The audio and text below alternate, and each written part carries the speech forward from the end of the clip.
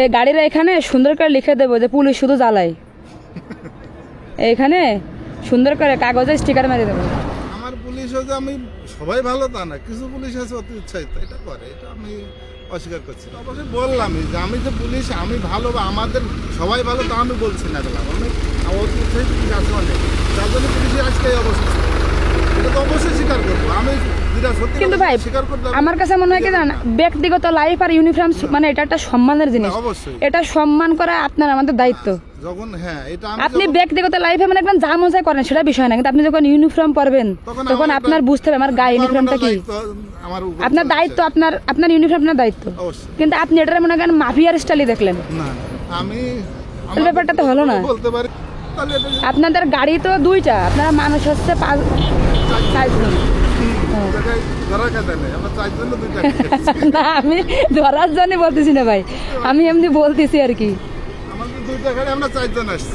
যাক ঠিক আছে, সমস্যা নেই। ধরেন অনেক সময় আসামি ধরা হয় তখন আমাদের প্রয়োজনের ক্ষেত্রে আমরা 3জন নিয়ে ফেলি, তো সেটা সরকারের কাজের ক্ষেত্রে আমি ছোট একটা এক্সাম্পল আপনার দিই। আমি একটা ডাকাতির মামলা তদন্তে গেছি, ডাকাতির মামলা তদন্তে গেলে জিজ্ঞেস করতেছি কি কি আপনাদের নিচে, ওই বাড়ির যে ছেলে আছে আমি লিস্ট করতেছি, সে বলছে যে 2 ভরি ওজনের চেন, ওর সাথে 58 ওজনের রকেট, তারপরে আংটি ও দিয়ে 27 ভরি স্বর্ণ বানাইছে।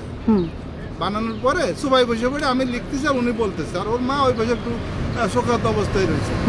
পরে বলছে ভাই আপনার এই স্বর্ণগুলো আমি দিব না, জাস্ট আমরা যদি পরবর্তীতে কোনো সময় এটা উদ্ধার করতে পারি আপনার এর সাথে মেলে তখন আপনি গোলাম পাবেন, আমরা ডাকাত ধরতে পারি, ডাকাত মাল উদ্ধার করতে পারি, চোরাই মাল, তখন এই মালগুলো পাবেন।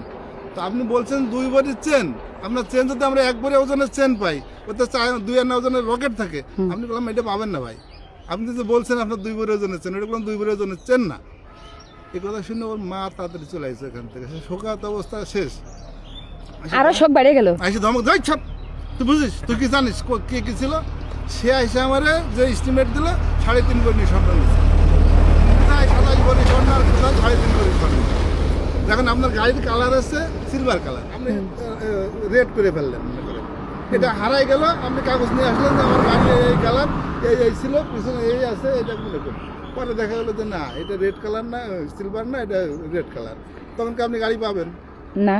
তাহলে যখন আপনি মডিফাই করবেন তখন আপনার যে কাগজপত্র যেটা আছে সেটাই আপনার হচ্ছে না, থাকছে না, তখন আপনি ওই গাড়ি আপনি ই করতে পারবেন না, ট্রেস করতে পারবেন না। আমি মনে মনে ভাবেছি এই গাড়িরা এখানে সুন্দর করে লিখে দেবো যে পুলিশ শুধু জ্বালায়। এইখানে সুন্দর করে কাগজে স্টিকার মেরে দেবো, আর ওই প্রাইভেট কারটা পিছনে একটা সামনে রেখে দেবো পুলিশ শুধু জ্বালায়। সরকার আইন করছে, এটা আমরা প্রয়োগ করি না। এটার গাড়ির মডিফাই যে মামলা ধারা 15,000 টাকা। ওর থেকে ভালো কি জানেন, মডিফাই যে দোকান করে দোকান বন্ধ করে দিলে তো হয়ে যায়। তাহলে তো সিগারেট খাওয়া ক্ষতিকর, সিগারেট কোম্পানি বন্ধ করে দিলে তাই তো করতে হবে, নাহলে তো বিপদ।